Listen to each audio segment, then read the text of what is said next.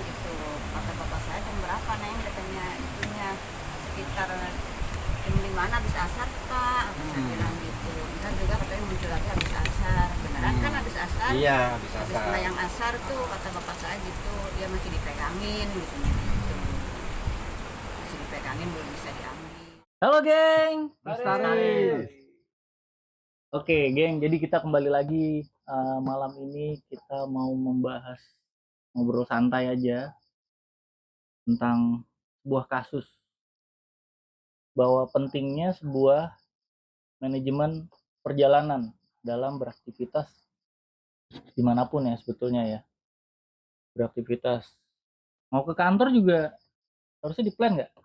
Iya, harus. Atau mau kuliah juga harus di-plan. Tiap hari harus punya rencana lah, lebih bagus. Nah jadi ini kejadiannya tentang tenggelamnya teman pencinta alam juga yang beraktivitas di, waktu itu aktivitasnya air ya, penyeberangan basah. tepatnya di Cisadane. Cisadane itu berada di mana mas? Daerah Putat Nutuk. Di Putat Nutuk. Bogor. Bogor ya. Dia itu perbatasannya Rumpin bukan sih? Ya, perbatasan Rumpin. Ciampea.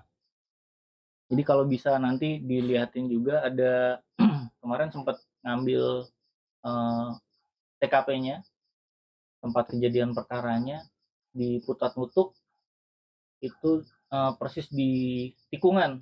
Nah, di mana di tikungan itu ada batu yang besar menghalangi sungai itu, hingga air tuh membuat belok gitu, membelok pusaran. Ya. Iya, berputar. Dan dia di situ cenderung tenang, airnya tenang. Yang lainnya tuh beriak ya. Beriak. Kan ada peribahasa beriak, air beriak, tanda tak dalam. Jadi gimana tuh mas? Kejadiannya tuh Mas Anton waktu itu ya. Mas Anton anggota di Mapala apa tuh mas? Mapala Manunggal Bawana IT. Kalau Mas Jovan sendiri? Sama ya. Cuma beda angkatan aja, sama beda juga angkatan sama Febri ya? Sama. Jadi kejadiannya gimana mas? Jadi ceritakan. Kisaran tahun 95 akhir jelang tahun 96 lah, kisaran waktunya seperti itu ya.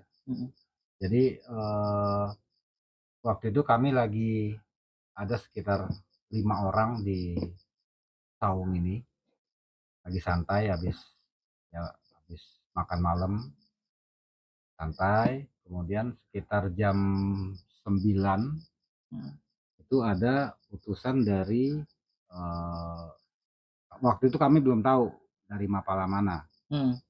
Cuman ada utusan 2 orang memberi kabar bahwa ada kejadian salah satu peserta dari pelatihan penyeberangan basah tersebut hilang atau hanyut. Ya, hanyut di Sungai Cisadane. Nah, kami tanpa menanyakan lebih lanjut, yang penting kami menyiapkan operasi untuk membantu mengangkat jenazah seperti itu. Jadi kami untuk di awal itu tidak menanyakan detail dari mana, siapa, bagaimana, tidak menanyakan itu. Kami langsung turunkan perahu, kemudian ada sebagian rekan kita juga menyiapkan mobil, kemudian alat-alat dan perlengkapan untuk arung jeram kita turunkan juga. Kita siapkan di sini, mobil datang, kemudian kita packing. Nah, berangkat satu tim awal itu hanya 2 orang beserta perlengkapan karena nggak muat mobilnya, mobilnya MPV kecil, bukan mobil double cabin. Berarti 2 kali ya? Iya, 2 kali. 2 kali. 2 mobil. Oh, 2 mobil. 2 mobil. Yang satu ke kosan. Satu ke kosan. Nah, minjem mobil satu lagi. Oh, buat minjem satu mobil lagi. Oh, waktu itu kok bisa oh ya siap. Kami berangkat emang peralatannya ada, terus bisa gitu. Kebetulan era itu Manunggal Bawana itu boleh dikatakan yang untuk waktu itu kan belum belum menjadi Tangsel ya, Iya belum waktu belum itu belum ya. menjadi Tangsel. Itu belum. Jadi masih Tangerang Kabupaten. Nah, jadi Mm-mm. era itu Manunggal Bawana mungkin se Tangsel sekarang ini Mm-mm. itu mungkin satu-satunya yang memiliki perahu. Perahu karet ya. Perahu karet beserta perlengkapannya Mm-mm. satu set Mm-mm. untuk pengarungan. Mm-mm. Nah, jadi karena begitu informasi datang, ya kita langsung siap dengan kondisi yang memang kita sudah berlatih ya sebelumnya ya sering sering turun ke sungai kan gitu. Ya sudah kita langsung siapkan, langsung berangkat. Yang sebagian rekan kita menyiapkan mobil satu lagi untuk mengangkut kru yang lainnya, teman-teman yang lainnya. Jadi total yang berangkat berapa orang tuh Mas? Kurang lebih sekitar 7 sampai 8 orang karena saat itu memang waktunya malam ya. Malam. Jadi jam 9 malam kita dapat informasi seadanya saat itu. Berarti startnya bisa jam 11-an ya? Ya. Persiapan dulu kan kurang lebih turunkan perahu, persiapan di bantaran sungai. Kemudian ya kita ormet dulu ya, orientasi medan dulu bahwa sejauh mana kita akan kita bentuk set areanya seperti apa. Jadi panjang lintasan sungainya berapa panjang, mungkin waktu itu kalau nggak salah 100 meter kita ambil areanya yang area pencariannya dibatasi 100 meter aja karena ke arah sana tuh sudah semakin deras dan kedua SDM terbatas. Jadi pencariannya itu hanya di lokasi itu dan nggak mengarung ya? Kenapa pilihannya di situ sih, yang di 100 itu? Gini, alasannya pertama lintasan penyeberangan basah itu di dekat aliran sungai yang cukup deras.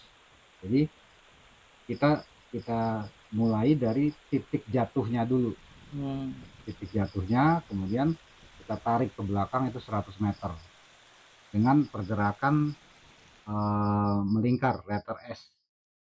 Nyarinya? Ya, modelnya gitu, letter S, kemudian S terbalik lagi. Jadi bolak-balik gitu ya? Iya, bolak-balik. Dan itu bergantian. Jadi tetap model grid sebetulnya ya? Model grid. Cuma menerus jadinya S ya? Iya, S gitu. Itu sampai di sana ramai Mas? Kebetulan saat itu memang sudah ramai ya. Jadi terutama warga setempat ya. Warga setempat itu memang sudah berusaha mencari juga. Berusaha mencari dengan perlengkapan dan peralatan seadanya dengan menggunakan rakit. Kemudian ada perahu kecil ya yang biasa buat jala itu.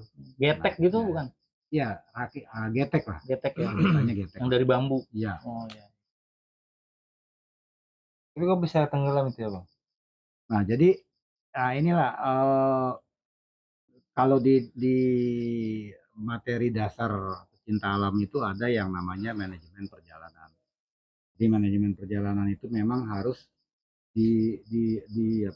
dipersiapkan sedini mungkin sebelum melakukan satu kegiatan yang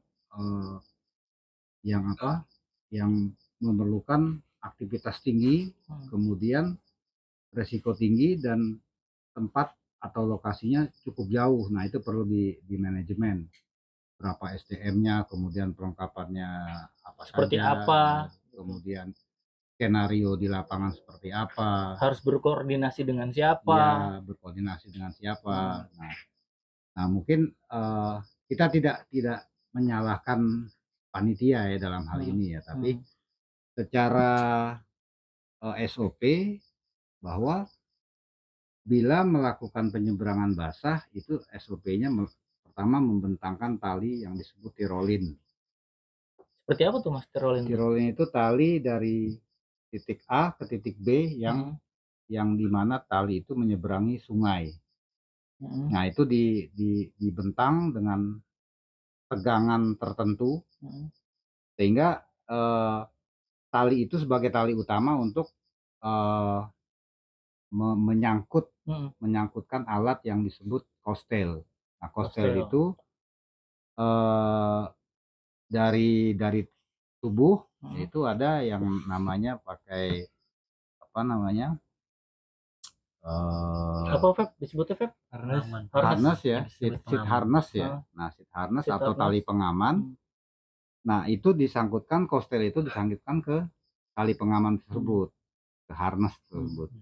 Nah, kemungkinan ini kan karena kita tidak fokus kepada detail saat itu, kita hanya fokus kepada penyelamatan. Detail penyelamatan seperti apa nih? Tapi kalau saya perhatikan pada saat itu tidak ada SOP yang diberlakukan saat itu. Karena pada saat nggak ngelihat waktu itu di sana ya? Iya, nggak lihat. Pertama dari sisi korban ketika ditemukan itu sudah, mohon maaf, dengan hanya mengenakan celana dalam, baju, kemudian mungkin ada pelampung ya. Kan biasanya kan kita pakai pelampung ya. Nggak ada tuh ya? Nggak ada, helm juga nggak ada. Berarti dimungkinkan ya? Nah, kemungkinan tidak diberlakukan SOP. Sepertinya. Ya, sepertinya. Gitu. Terus kemudian jika untuk melepaskan harness itu kan cukup sulit ya, walaupun lagi dia di pinggang juga kan? Di pinggang. Terus kedua lingkar paha ini kan? Iya, ketat ya. Kemudian ada sambungan lagi kostel itu. Nah, kostel itu kan nggak mudah juga karena dia pakai karabiner yang ada penguncinya gitu. Yang screw ya? Ya, screw. Ya sambil ngeteh dulu lah ini sambil ngeteh. Iya, boleh. Geng, ngeteh dulu. Oke.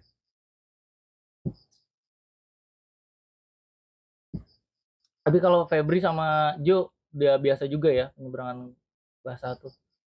Ya, untuk kegiatan kan kita biasanya kan berkegiatan di alam. Makanya kenapa harus mengenal tadi namanya manajemen perjalanan, terutama kan itu untuk menunjang kegiatan-kegiatan kami di luar lah. Untuk minimalisir resiko yang terjadi lah. Tapi Bang, menanya waktu itu sebenarnya kan itu kan kita bahas tadi dari teknis ya. Ada nggak sih maksudnya faktor lain gitu yang menyebabkan, atau faktor X atau apa di daerah setempat? Kalau faktor X itu ada informasi, tapi informasi ini cukup valid karena saya dapat dari saksi yang masih hidup sampai saat ini. Ketika itu saksi itu berjualan karena di area tersebut menjadi area wisata lokal ya, untuk mancing, untuk ya semi camping ceria gitulah. Terus si ibu itu yang waktu kita ketemu di sana iya, itu ya? Si ibu itu adalah saksi hidup saat itu. Nah, dari informasi beliau bahwa turunan dari beliau itu memang ada sangkut pautnya dengan penunggu yang ada di Incen. Ya, jadi masih ada hubungan atau tahu lah gitu ya? Tahu lah.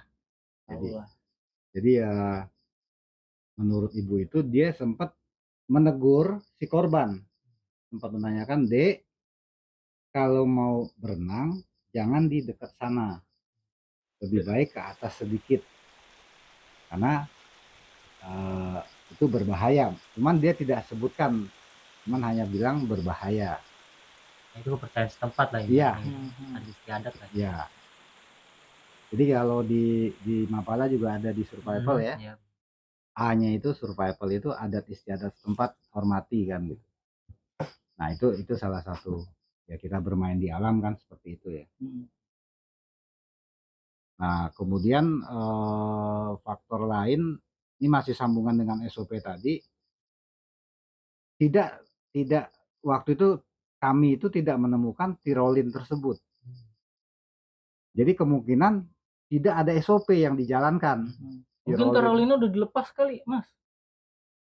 Ya kalau kejadian darurat saat itu mungkin belum dilepas. Karena Iya juga sih. orang fokus mencari korbannya dulu. Iya. Urusan tali bisa belakangan kan. Iya. Secara logikanya gitu. Logikanya rapi-rapi juga. Iya, rapi-rapi bisa nanti dulu jadi cari nanti dulu ya, karena harus nyelamatin dulu kan. nyelamatin dulu. Nah, Itu aja udah janggal ya. udah janggal. Udah janggal tuh. Jadi mungkin bisa jadi dalam sekali lagi kami tidak menyalahkan panitia saat ini. Tapi SOP yang dijalankan itu tidak ada. Tirolin, kemudian kostel, kemudian harness, kemudian pakaian pelengkap lainnya seperti pelampung, helm, dan seterusnya. Karena ini penyeberangan basah ya. Kemudian tali driver atau tali yang untuk mengatur supaya dia tidak, selain tali yang dicantolkan ke tirolin, dia ada tali pengatur lagi. Atau mungkin salah satunya kayak kan kita udah tahu nih, kita kekurangan alat, kita nggak punya alat, tapi teman kita punya alat gitu. Harusnya kan bisa koordinasi kan. Betul. Jadi nggak tiba-tiba terus ya sudah terjadi ya kan, sudah terjadi baru manggil. Tapi kalau memang alatnya ada, waktunya ada, sumber dayanya ada, bisa dipersiapkan, kan bisa diundang kan gitu kan, untuk bisa jadi pengaman kan sebelum terjadinya kecelakaan. Jadi faktor lain juga mungkin koordinasi ya. Jadi mungkin kurang koordinasi terhadap warga setempat, aparat setempat, termasuk para mitra kerja lainnya, contohnya sesama Mapala, ya, atau apalagi yang memiliki perlengkapan yang mumpuni untuk aktivitas di air. Salah satunya karet, perahu karet, pelampung, ya kan. Jadi kami waktu itu kami juga kaget ya, cukup kaget menerima informasi tersebut, tapi karena mungkin alhamdulillah kami sudah terbiasa dengan kondisi-kondisi yang yang darurat, ya kami langsung sigap, langsung kita siapkan untuk kebutuhan di lapangan. Jadi itu nyari dari malam tuh ya. Dari malam, mulai sekitar jam 12. Jam 12 malam. 12 malam. Setelah prepare itu ya. Headlamp aja berarti? Iya, headlamp. Kan di sana pasti nggak ada penerangan lain kan? Headlamp, jadi alat bantu selain headlamp itu bambu. Karena obor? Nggak pakai? Nggak pakai. Bambu untuk dalam merogoh. Berapa dalam panjang? Ini ada berapa dalam? Variatif. Tapi ada yang dalam sampai sekitar 5 meter, itu 6 meter ada. Karena variatif ya, itu dasar sungainya itu variatif. Ada yang semata kaki ada. Memang kan bentuknya kan gini dia, gitu kan, melingkar tengah lingkar. Berkelok gitu ya, berkelok. Nah, pas di kelokan ini, sepertinya dia beraktivitasnya pas di kelokan ya. Betul. Kenapa dia nggak agak sedikit, yang dibilang tadi Ibu, agak ke atas sedikit nih, maksudnya sebelum kelokan dia ambilnya, harusnya agak jauh sedikit gitu. Mungkin 300 atau 500 meter sebelum kelokan ya. Karena kalau kita kemarin lihat itu di lapangan pas di kelokan ini itu, ya tadi ada bagian itu tenang banget. Itu dalam, itu yakin banget dalam. Yakin. Dan mungkin di bawahnya itu berputar tuh airnya. Gitu kan. Dia kan benturan kan? Betul. Mau bentur ke kiri, terus ke bentur lagi sama si batu yang gede. Cuma satu korbannya ya? Satu korbannya, laki-laki. Jadi saat itu ditemukan, jadi informasi terakhir itu sebenarnya kondisi korban itu tidak gemuk-gemuk banget ya orangnya, tapi ketika ditemukan udah membengkak. Febri ada lebih, karena kan mungkin enggak awalnya berapa hari awalnya mungkin ya sejovan. Terus jadi bengkak ya. Mungkin berapa hari itu ketemu? Itu kurun waktu sekitar lebih 24 jam lebih, sekitar 30 jam lah. Untuk jaraknya dari titik lokasi ke tempat ditemukan itu sekitar, itu kita udah keluar frame shoot area itu sekitar 150 meter. Oh, jadi 100 meter pertama udah habis itu. Udah nggak ketemu. Begitu menjelang sore, jadi ada informasi secara paranormal Hmm. sempat menanyakan kepada tim juga Hmm.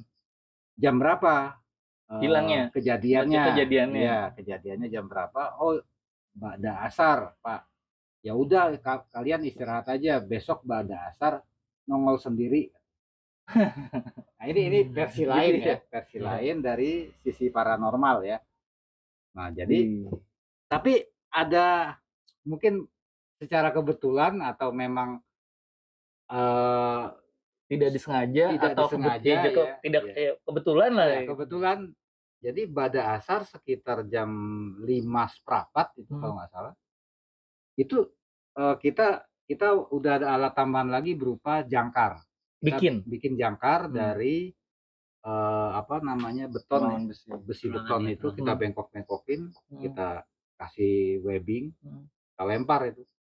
Berapa kali lempar, puluhan kali lah. Nah, begitu di titik yang sudah keluar frame set area tadi, itu nyangkut. Kebetulan tangannya seperti ini, jadi nyangkut di sini. Nyangkut, kemudian karena licin ya, udah licin, udah karena mungkin berputar di bawah tuh di dalam lumpur ya, itu lepas. Sempat beberapa teman itu langsung terjun dari. Tapi yakin kan kita nggak tahu Mas, waktu lempar jangkar, kan kita nggak tahu itu nyangkut di batu kah atau di Iya, kayu awalnya kah random, gitu. jadi begitu ditarik kok ringan gitu, ringan tapi terangkat, iya, agak berat gitu. Agak berat. Oh, nggak seperti batu. Kalau batu kan nyangkut, batu kan gitu, nyangkut udah gitu. mati gitu kan. Nah, kalau ini ngambang terus. ngambang tapi ada beban, seperti ada beban. Kayak kita lagi Mancing ya. lagi mancing, ada bebannya Ada kan. ikan nih di bawah. Walaupun ketarik tapi ada bebannya gitu. Itu feeling tuh udah tuh. Nah, udah begitu udah sekali langsung. Nah, itu mulai tuh di cover area daerah situ tuh, di situ aja. Nah, udah begitu kita lempar beberapa kali lagi tuh nggak cukup 5 kali, mungkin 10 kali lempar lagi. Karena random di bawahnya kan muter gitu ya. Mungkin kita lempar di sini dia udah di sini gitu. Nah, begitu lemparan kesekian kali nyangkut lagi, langsung begitu nyangkut teman-teman langsung nyebur bawa webbing, sambil megang webbing nyebur, diikat tuh badannya. Nah, yang di darat narik. Jadi teknik untuk nyebur sendiri juga ada ya? Ada. Nggak mungkin cuma ada. tanpa perlengkapan dong. Betul. ada kalau di materi Arung Jeram itu ada berenang agresif, ada berenang defensif. Oke. Jadi ya agresif tuh kayak gimana, defensif tuh kayak gimana? Kalau agresif itu melawan arus untuk keluar dari satu apa namanya? Ya, dari satu rintangan. Kalau defense itu bertahan dia. Ngikutin arus. Tapi nggak, maksudnya hanya perlengkapan perlampung, tapi nggak pakai tali atau apa gitu? Pakai dayung aja udah. Pakai dayung. Enggak, waktu menyelamatkan itu. Kan kita nggak tahu kalau airnya di bawah berputar juga. Hanya pelampung. Hanya pelampung. Iya. Cukup tuh ya? Ya, cukup. Baru tahu tekniknya cara keluarnya. Mungkin si korban masuk pusaran itu nggak tahu tekniknya dia. Informasi lain, si korban ini ternyata bukan dari komunitas Mapala. Dia dari komunitas teater. Iya. Teater. Organisasi tapi.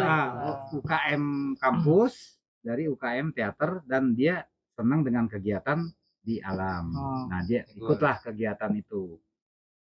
Kata basicnya ya. Naas lah dia ya. Ya, jadi tanpa ada basic yang mumpuni, kemudian SOP juga mungkin tidak berjalan dengan yang baik ya. Ya mungkin ya itulah terjadi musibah ya, kecelakaan tersebut. Jadi gitu, geng. Coba nggak bisa.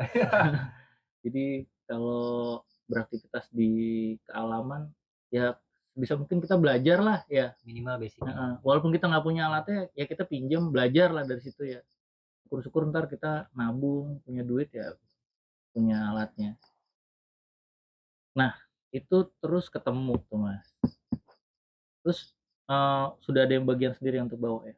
Jadi dari perguruan tinggi yang bersangkutan. yang bersangkutan itu memang sudah mengumpulkan tim dan menyiapkan ambulan. Sudah siap di bantaran sungai. Begitu si korban terangkat, langsung dimasukin dalam tandu, langsung masuk mobil ambulan. Ya kita istirahat karena selesai tugas satu sesi tugas kita untuk menyelamatkan selesai. Masalah identifikasi dan seterusnya itu sudah bagian dari mereka. Pihak berwajib. Ya, pihak berwajib, otopsi dan seterusnya. Jadi ya kita istirahat, kemudian ya karena itu udah sore banget ya kita istirahat dulu lah. Itu ganti-gantian itu. Iya ya, dua tim soalnya. Iya, dua tim ganti-gantian. Ngarung istirahat, gantian Nah, yang sini istirahat, sini balik lagi istirahat ngarung. juga istirahat, enggak istirahat total, tetap mantau. Sampai di mana nih? Jadi misalnya perahu pada saat ngesar tuh sampai sini, sampai sini tanda ini, nanti begitu ganti mulai dari sini lagi gitu. Nanda ini gimana tuh Mas? Ya orangnya berdiri. Jadi selesai, begitu udah terasa capek nih, satu circle. Udah sampai sini, udah. Berarti mulai dari sini nih. Langsung. Gitu ada ya? Ada tekniknya ya? Wow. Keren. Buat energi. Jadi ya pertama hemat energi, hemat fisik ya. Kemudian juga dari detail set areanya itu semua. Ya bisa kena semua. Tersisir semua. Apresiasi ini buat teman-teman di MB yang sudah bisa menyelamatkan. Jadi ini apa tuh pesan yang paling dalam untuk kejadian ini Mas? Pesan kami bahwa belajarlah dan berlatihlah selalu untuk jangan menyepelekan satu hal ketika bermain di alam. Ya, karena alam juga punya hukum sendiri. Kita juga harus mempelajari juga basic dari teori dan bagaimana mengaplikasikan di lapangan itu harus juga tahu. Jadi pesan juga untuk teman-teman yang lain bahwa saat ini banyak, mohon maaf bagi teman-teman yang sering open trip ya, itu tidak, kalau bisa berbekal lah, punya bekal walaupun hanya sedikit.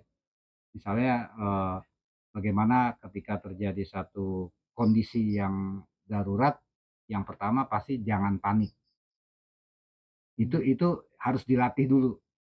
Walaupun secara teori tidak mengetahui terlalu dalam, tapi jangan panik adalah kunci yang pertama. Kalau dari Mas Febri sama Jovan apa nih? Dari saya mungkin kembali lagi ke dasar materi manajemen perjalanan. Dasarnya sebenarnya dari pelajaran bahasa Indonesia kita di SMP ya. SMA W 1H, ada W, salah satunya adalah who itu siapa itu dalam arti siapa sih tim kita yang akan kita ajak untuk berpetualang, kegiatan di alam bebas. Itu kita harus kenal dia punya basic atau enggak. Nah kan kayak tadi kejadiannya punya sakit apa atau enggak gitu ya, kegiatan alam itu malah teater gitu. Iya Itu sih, kita harus kenal lah siapa yang kita ajak, tim kita siapa aja, dia bisa apa aja, punya sakit apa aja, kita harus tahu. 5W1H ya. Next kita bahas tentang teknis. Siapa, kapan, di mana, kita mau jalan kapan, pulang kapan, semua kita Gimana? Terus dipersiapkan matang-matang ya. Matang-matang, harus matang-matang. Walaupun bencana kita nggak pernah ada yang tahu. Karena hanya Tuhan yang tahu bencana itu kapan datang. Tapi kita yang berencana juga di dunia ini harus bijak-bijak lah, ya kan? Jangan main berangkat aja. Itu biasanya yang jadi penyakit. Ada duit yang penting berangkat. Ada teman yang penting berangkat gitu, tapi nggak prepare. Oke, kurang lebih sampai di sini dulu obrolan santai sambil ngopi dan ngeteh bersama geng gunung. Lestari. Lestari. Lestari. Sampai jumpa.